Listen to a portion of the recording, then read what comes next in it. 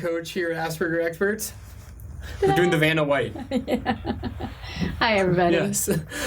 So today we're going to be taking questions from the AE Plus support group. If you're not a member of the AE Plus support group, you can join at aspergerexperts.com/ONE. That is the number 1 spelled out for $1 for your first month, and you get the support group itself, a Minecraft server, Q&A calls with Lauren every other week, the whole entire recorded archive. We're just going to do Vanna White every time we say Lauren. Yeah. Lauren, and the archive of all the past Q&A calls, and from our members, they say it's one of the best support communities on the internet. I think it is too, but again, I'm slightly biased in that regard. So we start with Stephanie, who says, just venting here, having a child with extraordinary needs is so expensive.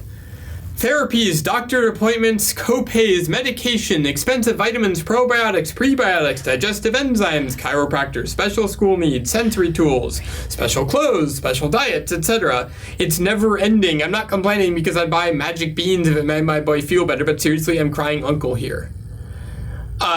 Yes, there are a lot of expenses.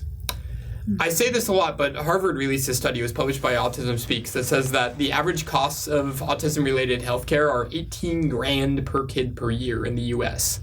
It's a large chunk of change. The thing that can really, really help with that, for me, is doing what actually works. That means anything that's based in trust and love and acceptance and connection, things like getting out of defense mode. And honestly, the best stuff that I've seen is free. Like spending time with your kid playing video games with them, or gardening, or hanging out and doing activities together is 99% of the time going to get you so much more benefit. And you would get so much more benefit if you just gardened together, grew some food, and then ate that food than 99% of the therapies out there. And that's, free or very, very cheap, depending on where you're getting the seed from. So it really depends on what you're doing and what you're focusing on. You don't need to spend a whole bunch of money to get a lot of help. It just doesn't need to be that way. But Lauren, what's your experience going through all of the medical fund and the insurance and the paying for all the stuff? So I do not have Asperger's. However, I have been through all of these with some... She has all the other medical funds. I do. Yeah, I do. And lots of physical issues that I've dealt with. And this whole list, I was kind of laughing because I've been through all of it. Here's what I know from my experience. It is extremely expensive, and it is taking the trust within yourself and knowing your kid kind of out of your own hands. Yeah. It's one of those situations where I think when you're first starting to figure out how things work, it's important to kind of dip your toe in. And it looks like this person did Eastern and Western both, which is what I did as well. And you got to get a feel for what works and what doesn't. But there's a point where you got to say, okay, we're narrowing it down to a few things. In this situation, I would say a great thing, Annie, is work on getting your child out of defense mode. Work on getting yourself out of defense mode.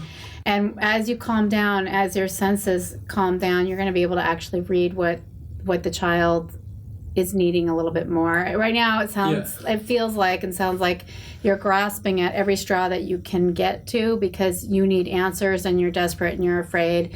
And I've been there. That's how I'm kind of calling I've been there that. too. Read all the books, except I didn't have the money, right? Broke college kid didn't have the money, so it was like, hey, libraries are a thing. Let me read all of the books. Yeah. So again, he was leaning on something other than himself.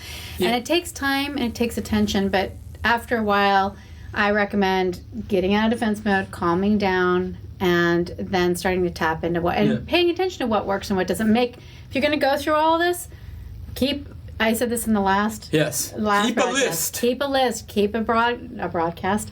Keep a list. Keep a binder. And keep good notes, because after a while, when you're doing all that stuff, you start repeating your patterns. You're like, well, I'm going to see a different chiropractor. And sometimes maybe this probiotic will work, and then you go through all the different brands in Whole Foods, and then you're just well, this one worked and this one didn't. And at a certain point, the professional help, I see professional help as two categories. There's sort of like the people who give you things you can't get on your own, like going to the doctor to get an IV. You can't necessarily do that on your own. You don't have the training or the drugs. Right. And then there's the guidance, where they tell you what to do and you go do it at home. Ideally, hopefully, the people who give you the stuff that you can't get on your own, you don't need to use that much. Right, that's more of an immediate problem. But, and the guidance, like, I am a really huge fan of Ayurvedic medicine. That's Ayurvedic. Yeah, I am too. Because you spend 90 minutes with this person. I have an appointment on Tuesday, actually. You spend 90 minutes with this person. They give you this giant list of, okay, I want you to take this particular brand of these 10 vitamins. I need you to up your water intake, stop eating these foods, eat these foods. And then it's like, okay, well, now I just need to follow the advice. And then you check in and you just get help following the advice. Honestly, what it really comes down to is just no matter how much therapy you need, meds, prebiotics, chiropractic appointments, schools, sensory tools, special clothes, whatever it is, you're going to need to do a lot of the work yourself. Yeah. And that's where it comes down to reading and understanding, getting out of defense mode, interacting with your child, learning how to build more basis of love and trust. Yeah, actually, you took the words right out of my mouth. I was going to say, be careful and be aware that if you're doing all these things, that it's not fear-based. That you don't trust yourself, you don't trust your son, and all of a sudden you're grasping onto everybody and everything, trying. Because I need help. I need you to fix it for me. Like, you have no idea how many people will email us and be like, "Can I pay you $5,000 to like fly my son out to you to be fixed?" And we go, "No." There's nothing to be fixed. There's nothing to be fixed. And one lady was extremely adamant, like kept emailing over and over and over, like, "Fine, how about $10,000? Can we move him to Seattle?" And I'm like, "No, that is the problem. That is not the solution, is you're trying to fix him." And they go, "Oh, but he needs to be fixed." I'm like, "No, he doesn't. And I refuse to fix him because there's nothing to fix." So in this situation, I mean, you've got a child with Asperger's, Stephanie, and it's something that... to make them comfortable, it does take special things in a lot of ways, but narrow it down, communicate with your son, figure out what's working, and start smaller. I mean, if you're just hammering this child with all this stuff too, it might be overwhelming. I mean, I'm looking at this list and I'm like, there's a lot here. So thank you for loving your son as much as you do. We can see that. Just make sure that you stop and you're aware and paying attention, because maybe this might be too much for your son. Yeah, that's might be overwhelming. So before we move on to the next question, let's say hi to a few people. Lorianne in Florida, hello. Somebody says they're in Canada. Cool. Hello. Canada. We got an awesome Delaware. Miami, we got an awesome conversation going on already about all sorts of stuff. So, hello to all y'all. Hi, everybody. Yes, all y'all. All y'all, where? I know, like, what am I? I'm not from the South at all. I grew up in California. Shout out to the South, though. Yeah. Hello to all y'all in the South. All y'all. Okay, so we're going to move on to the next question here. And this question comes from Kathy. Kathy says, question about adult ASD diagnosis. My 18-year-old son was diagnosed with Asperger's when he was 10. As my husband and I have learned more about behavior and thought patterns of people on the spectrum, we've realized that their older daughter has some Asperger's tendencies too. In the past, when we talked to the daughter about the possibility she might be on the spectrum, she wasn't interested in pursuing a diagnosis. Now at age 26, she is. What might be the benefits of an official diagnosis for an adult female? Might it be harder for a professional to accurately assess an adult female as opposed to a child because she should learn some adaptive behaviors? If you were diagnosed with ASD as an adult, how has that affected you? Thanks in advance. Really, there are three categories that these things come down to. And that is, number one, the logistics. That means, like, basically logistics and bureaucracy is the first one. Is things like SSI and disability, which it sounds like she doesn't really need, and maybe some job stuff. The second would really just be for personal understanding of, hey, I have Asperger's. Beyond that, that's about it. Yeah, I mean, insurance purposes, but that falls also under the logistical stuff. So I can't really speak to your question of if it would be easier to diagnose or not. That depends on her and the professional and stuff. But really, it's just bureaucratic and personal reasons why you would want to diagnose this versus just saying, I think I do, but I don't need a piece of paper that proves it. Mm-hmm. Well, yeah, as you've heard Danny say probably many times, you go to a doctor, you get a diagnosis, and then you're left with nothing anyway. So, but feeling bad about yourself, yeah, you get a piece of paper. Congratulations! The thing that your life now has this additional label to it. Yeah, and the end. I've seen it actually. It depends on the person. Some people relieves them because they're like, oh, here's a list of symptoms because this is what you're going to get. You're going to get your child has Asperger's. I'm so sorry. You're going to hear that one from doctors a lot, which is not really big on the confidence boosting. Yeah, great. Just like, oh, they're never going to be able to walk. It's like, who are you? I could go off on that. I'm not going to. You've seen me do it. But as a coach, I hear that a lot where doctors kind of panic or teachers panic. Even counselors and therapists panic. They're like, I'm so sorry you have Asperger's. It's like, I'm not. Don't be sorry. There's why am nothing wrong with this child. So if she's going to get the benefit of saying, I have Asperger's, here's a list of typical symptoms or typical situations, and it helps her confidence and it makes her feel better about who she is, then cool, do it. Do it. But be aware and make her aware. She's old enough now to know that it might make her feel worse. I mean, it really depends on the person. Their self-confidence level in the moment, but it's also just like what are your reasons to? Like, what do you think this will help with? What does she think that's going to help with? Yeah. If it's like, oh, yeah, I need this particular insurance thing that wouldn't be covered unless I have the diagnosis, and, there's a very easy mathematical ROI if it costs this much to get the diagnosis versus if I don't, it costs this much to get the medical treatment. It's like, oh, well, very obviously, then go and get the diagnosis. But it's very rarely that cut and dry. It's very rarely that cut and dry. This is what I would recommend if you were a client and we were dealing. First of all, my question would be, how long have you been a part of our little community here? Yeah, I mean, join AE+. So and if you haven't, do it. Everybody that we're taking questions from has joined AE+. But the thing is that the reason why we answer these questions is because they're not unique to that one individual. There are people on here going, yeah, I have the same question. And he's absolutely right. If you aren't in AE+ yet, join AE+, aspergerexperts.com/ONE. And he's right. And if she's not a member, she's 26. So maybe encourage her to go on and post on the Facebook group and ask. Or just read through your account. So if it's just symptoms or situations she's dealing with that she's like, I don't know how to deal with this because I have Asperger's, send her onto our website. Watch some of our classes, our webcasts. I mean, but it really depends on why she is seeking a diagnosis. We can't answer that for you. But if it is just understanding herself better. You don't need a piece of paper to do that. Direct her to our website. Yeah. Really. Yeah, I mean, there's nothing saying that you need to officially have Asperger's signed piece of paper that says it in order to start learning about it. Well, we have Q&A calls. Travis, my fellow coach, and shout out to Travis. Hey, Travis.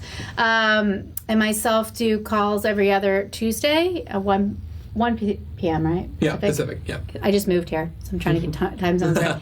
But she can call in and talk to Travis and I, and we'll walk her through some stuff, too. So there's a lot of resources. Yeah. So here's what we're going to do. We are going to take a break really quickly, and then we will be back talking about, the beginning of the question says, it's hard not to get frustrated with myself for being the source of some of my kids' anxiety. So we're going to be back talking about that topic in just a second here. See you in just a sec.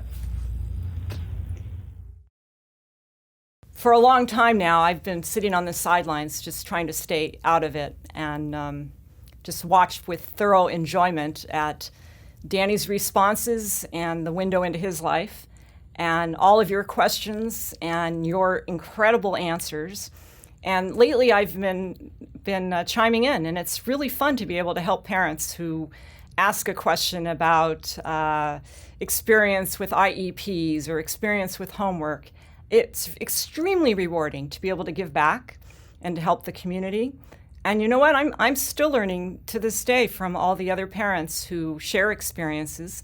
And it's actually pretty cool to realize that I'm, to this day, not alone in this world, and how common many of the Asperger characteristics are from individual to individual. I didn't know how difficult it was for those with Asperger's to try different foods. I didn't know that there was sensory overload. I didn't know how common it was for people like Danny to walk into a store like Kmart with fluorescent lights, and how common it was to have a meltdown because of the overwhelm of the lighting. It was a very, very lonely experience raising a kid with Asperger's. And fortunately, today there are many, many more resources available. And that certainly would have helped us raising our son, Danny. You are not alone in raising your child with Asperger's. There are many resources available in this world, and many parents have been through very similar situations. There's no reason you need to be alone in this world when you raise your child with Asperger's. And we're back answering more questions from y'all over in the AE Plus support group. I swear, why do I say y'all all the time? Only on camera, actually. Yeah. That's mostly on camera. I am here with our coach, Lauren, answering questions from the AE Plus support group. If you'd like to join, the link is aspergerexperts.com/support. It's actually the easier one. aspergerexperts.com/support. is the link that you can join, or there's a little rotating banner at the bottom that has a link to join AE Plus for a $1 trial. Greer asks, it's hard not to get frustrated with myself for being the source of some of my kids' anxiety. They need, crave, like structure and organization, but I have no idea how to be that way. I feel like my executive functioning skills are not on par with other adults my age. My lack of organization leads to much chaos and frustration in the household. I have no idea how to divvy up chores, which I can't keep house to save my life. My parents and sisters are super organized, OCD, even. It would always stress me out. And then there's me. Most of my life I've been able to eke by, but now it's affecting my husband and kids. You know how most people would wish for money or travel, or fill in the blank if they had 3 wishes? I would wish to be organized. It really honestly sounds like that you're in defense mode yourself. Like, I was not able to have the executive function that running a company required, especially a company with 9 people, until I really got out of defense mode. I just sort of really realized that just now, actually. But if you're in defense mode, she's going, I've seen it forever. I re-realized it, yeah. If you're in defense mode, you just aren't going to be able to be organized. As much as you try, it's just like, you just can't. So self-care, super important. Yeah. Taking time for yourself. That means learning how to eat super clean and super healthy, and it doesn't cost a lot of money if you do it right. Like, it can actually be cheaper. That means learning how to give yourself the rest and relaxation that you need when you need it. Mm-hmm. That means learning how to not be so hard on yourself and love yourself. That means giving yourself some time to just wind down and relax. And really taking care of you. Because if you can't take care of you, then you're always going to be in defense mode, and you're always in defense mode, then you're never going to be at a level to be able to focus on other people and organization. Because you can only do that when you are, like, you've already taken care of your base needs, you're already fed, you're watered, and you're well rested, and now you're ready to go. Otherwise, throw organization out the window. Yeah. So I wanted to clarify for anyone new out there what defense mode is. Do you want to talk a little bit about?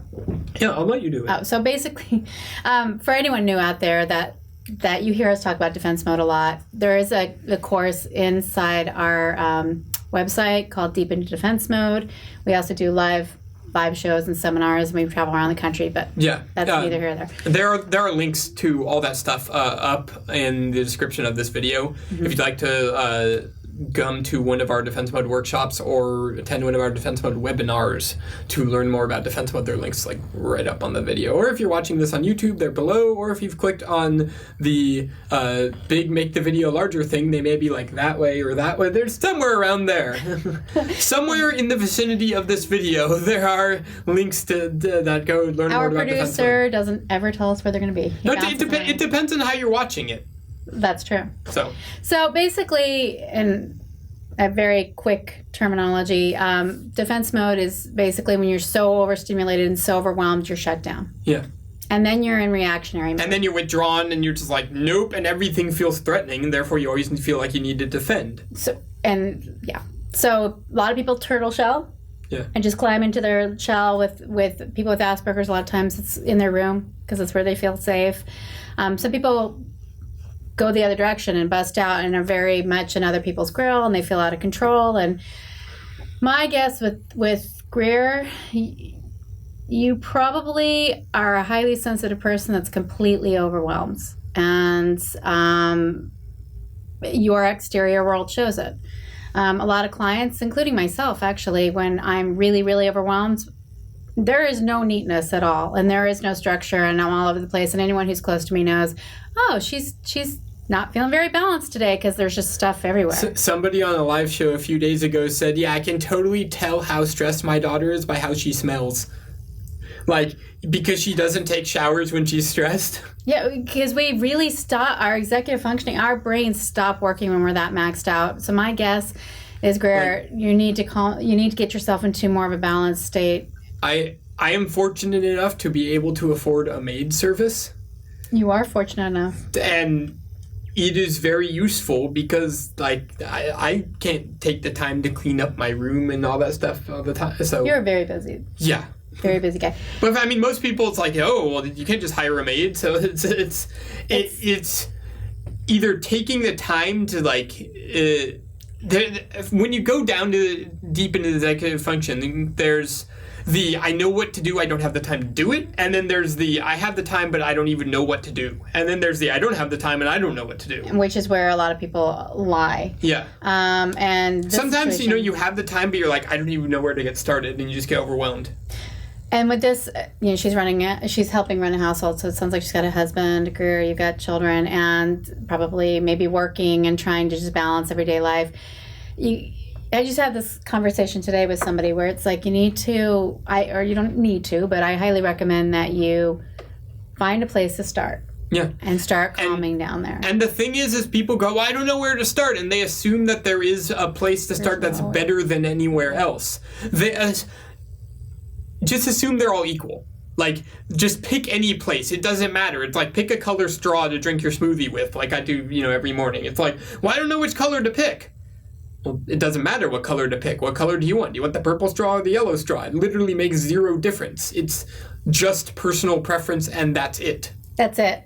For me, if it's like the house is a disaster, I literally pick a corner and start there and work my way out. And even if that's just the closest corner whenever you think about it. Just like, oh, I'm thinking about it. Oh, there's the corner right there. Okay, let me just start there. Let's start there. And take the time. Danny mentioned time. Time for yourself and time for clearing the clutter. Exterior and interior helps to clear the interior clutter. And for me, I keep as immaculate a place as I possibly can because I notice my brain works better and I'm more calm if it's more organized. And there isn't people stomping above you. Yeah, neighbors, if you're watching, I've got a very loud upstairs neighbors, and that's a whole nother subject, but glad you're amused. So yeah, it's something that is, I would start, Greer, with yourself. Figure out what's making your head spin and maybe what's making your head spin the most, and start there. Because your exterior world's never going to be clear if your interior world is not. And he's right. I think you're probably in defense mode. You're overstimulated, you're shut down, and you're trying to run your life and control it, and it's just causing more defense mode. So it's take a day or two. Yeah. And get yourself calmed down and get yourself out of defense mode. All right. Cool. The next question, well, I guess if you could call it that, comes from Joan. And Joan says, I'm done. We've all been there. I'm so sorry, Joan. Yeah. We've all been there. Just nope. I'm done. Just nope. Yeah. We call it noping. Just nope. And been there. Done that.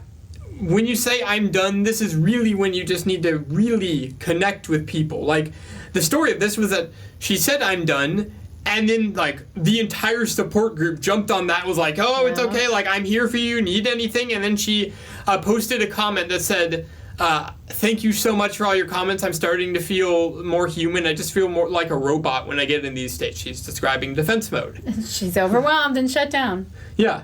So sometimes when you're done, it's okay to be done. Be done. The thing is, if you get to the place where you need to be done, that means that you're not doing something that is working. So being done is perfectly acceptable. Be done. It is okay. Like, there have been multiple times in my life where being done was the best thing that could have happened to me, because one, I was constantly fighting this is like 3 years ago, I was constantly fighting massive panic attacks every single moment of every single day, right?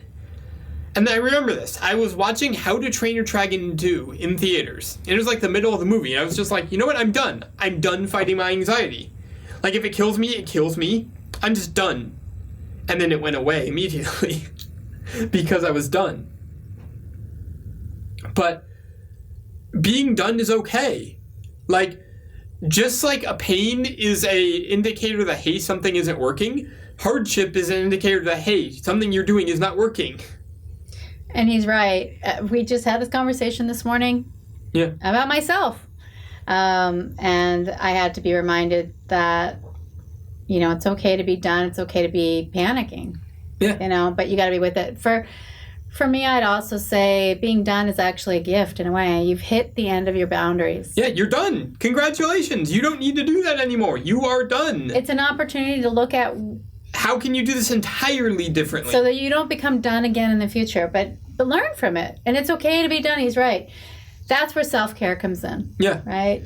Like, people go, yeah, I know it's important, and then they don't do it. And it's like, no, you don't know if it's important, because if you knew it was really important, you would do it.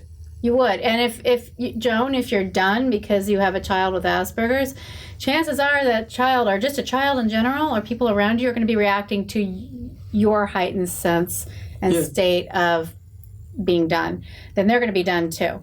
And if you have a child, then great, be done together and come up with an entirely different plan for how to life together. Exactly. You know, like, be done together and say, look, I'm done, you're done. We need to figure out a massively different way to do things, because these minor changes are not working. We're done. We're done.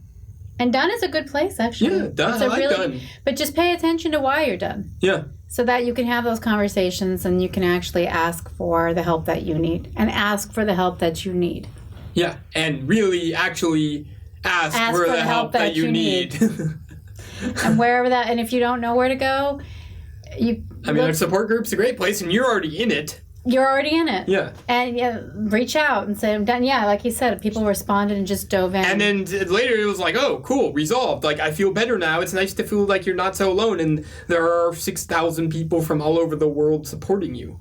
I remember, it's about a month ago, one of our clients and members wrote in and had a little explanation as to what was happening, and they were actually falling apart. And my heart just grew 3 sizes. I actually saw people step up. There was a crowd of probably 15 or 20 people from around the country that stepped up and said, you need a vacation. And they all started pitching in their personal funds to help this person have a weekend away. And I was floored and just so in love with that whole crowd. I'm like, I love I've seen you guys. Similar things happen in our group where somebody's like, oh, I live like 20 minutes from you. You want me to come over and just like help you make dinner or something? And suddenly like everybody's like, I can send you stuff, and it just self-coordinates. And it's like, really neat. Whoa. Okay. The worst thing that you can do is be done and be alone and not reach out to anybody. Yeah. And so everybody's here. We're here. Yeah. We watch and keep an eye on the group too. So yeah, we interact in the group regularly. I was having a conversation in the group with somebody this morning about Alton Brown, who's doing book signings right now, and how she'd just gone to his book signing, and I'm going on Tuesday, and that she went to go see the live show, and her son got on the old Twitter board thing, and I was jealous because I tweeted him and I didn't get on there. And so we talk about like all sorts of stuff in the group. But yeah, join us, aspergerexperts.com/support. Okay, so we're going to take one more break, and then we will be right back to answer a few more questions. This time, The question, I'm going to read you the beginning, is I've seen quite a few stories of serious experiences with your children. I love that this group is here to help us help our children. I'm curious, how many of you seek help for yourselves? Self-care. Self-care. So we'll be back. More about self-care in just a sec. My name is Lynn. I've been a part of the Asperger Experts Parent Support Group for the last year. I'm a happy customer of many wonderful AE videos and online courses. I just always look forward to the next course offering because it always, I consider it adding to my toolbox of skills and knowledge. The parent support group is really an amazing group of parents. Anybody can ask a question, and you're almost guaranteed a very quick response from caring and supportive parents. The ideas and the suggestions that come out of that group are really just high quality. And there's a number of parents too that also have been diagnosed with Asperger's, and they have a very unique way of looking at things that help us to understand our children better, and why some approaches might work better than others. So again, it's just an amazing group of parents. I've gotten a lot of just positive energy from being part of that parent support group. And a couple of things that if you ask me what the most important thing is for parents to know, it would be really understanding defense mode and the sensory funnel.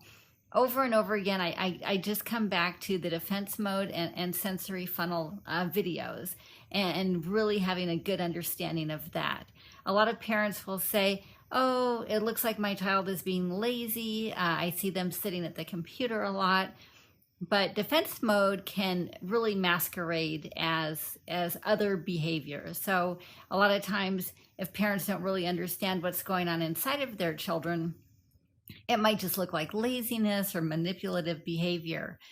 When in reality, your son or daughter might be experiencing a lot of anxiety or sensory overload or overwhelm. So once you really understand the sensory funnel and defense mode, then you can really truly begin to connect with your child and to also help them to help themselves and to help them move their lives forward and to really start living their lives. The other important thing that I have found is really framing your family culture as one of a team and making sure that your son or daughter feels like they're part of the team and existing within the family culture and not outside of the family culture. I think there's lots of things that parents can do to improve the family culture, such as establishing fun traditions that the child enjoys, playing games with the children, watching their favorite TV shows. If they like cooking, then you can cook together. If they like taking the dog for a walk, you can go on dog walks. But it's really just finding those things that your child enjoys and then making them part of your family traditions. And I think that that's something that brings out the best in everybody in the family. And absolutely, I would recommend AE, the course offerings, and the parent support group. I just appreciate all that you've done, and I appreciate all of the parents as well. Thank you.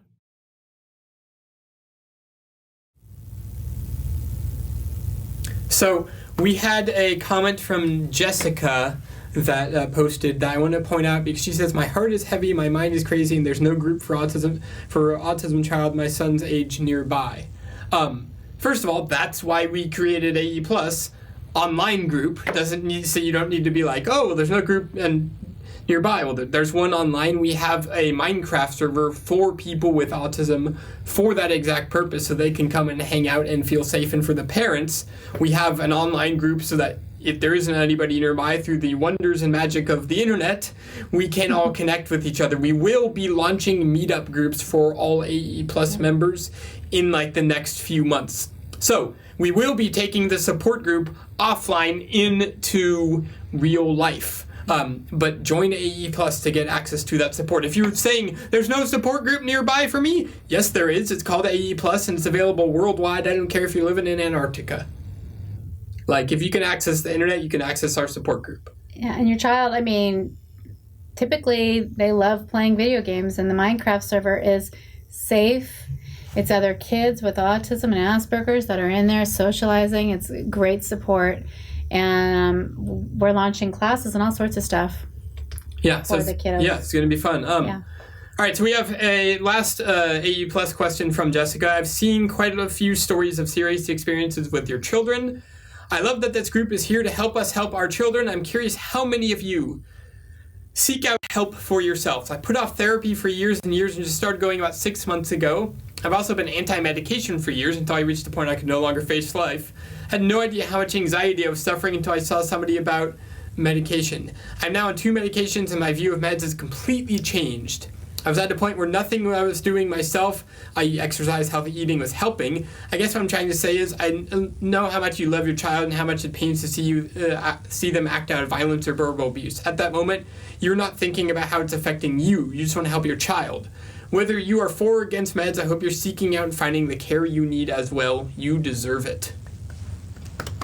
Good job, Jessica. Yes. Seek out the care you need yourself. Like, kids emulate their parents' emotions. And behaviors. And behaviors and actions and everything else. If you are freaking out, don't just fight it and say, no, I don't want to take meds. I'm not broken. It's like there's nothing to fix. Of course, you aren't broken. That's correct. We're still going to give you meds because that's like saying, oh, there's something on a high shelf that I can't reach, but I don't want to use a stepping stool. I'm just going to reach and attempt to grow. Okay, why not make it easier? You know?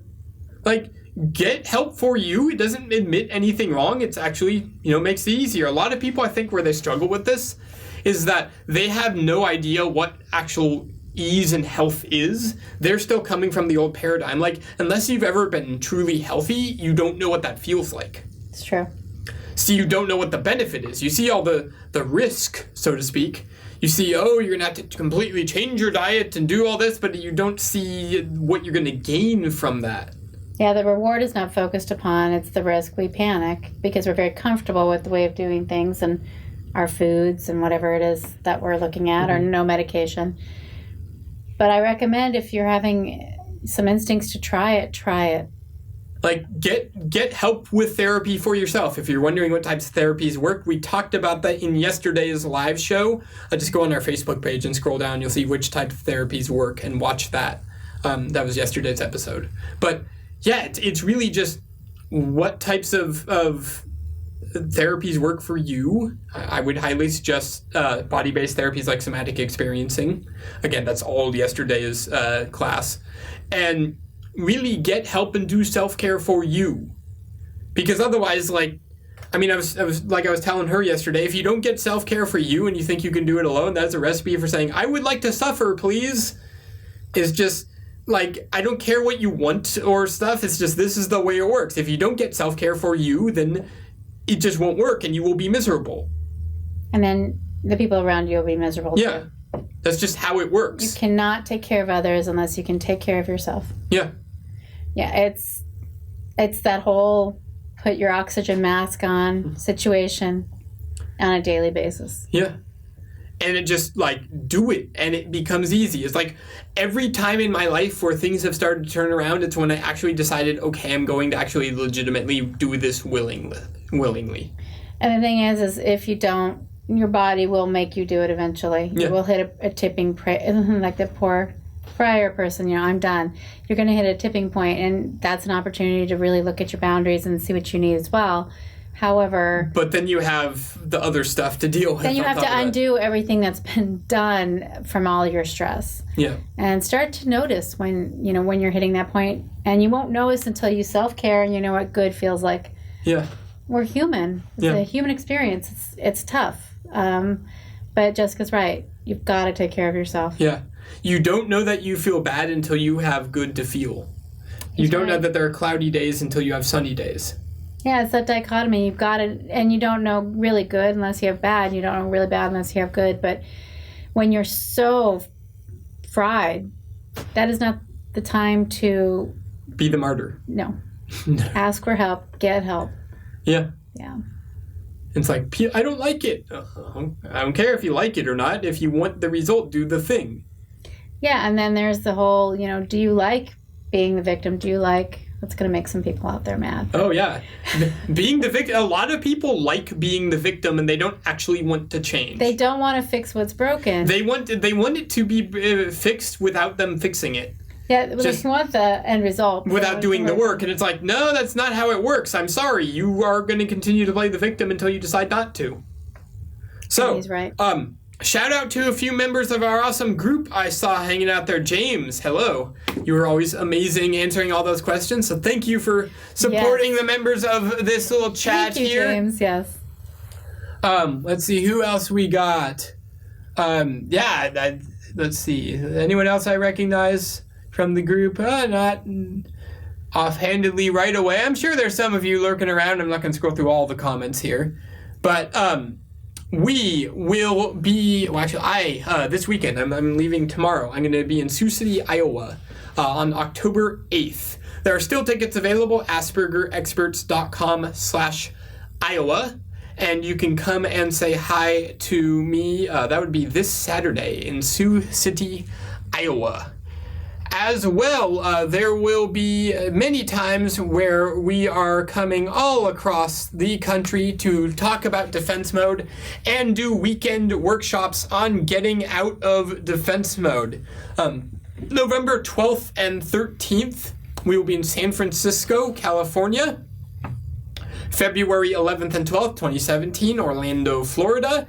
And May 20th and 21st, 2017 in good old Los Angeles, California for Deep in Defense Mode Live, full of experiences, new connections, some eureka moments, really learning what it's like to be in defense mode, how to do self-care, how to get out of defense mode. Is 2 full days with myself and the AE team. It is life-changing. It is some amazing and stuff. It's fun. I get a lot out of it every time. It's fun. It's rewarding and fun. So we only have 50 tickets available to each location because we want to keep them small and intimate. Usually we get like 10,000 people per episode to watch this thing. So do the math. We already like half sold out on, I think, San Francisco is mostly sold out.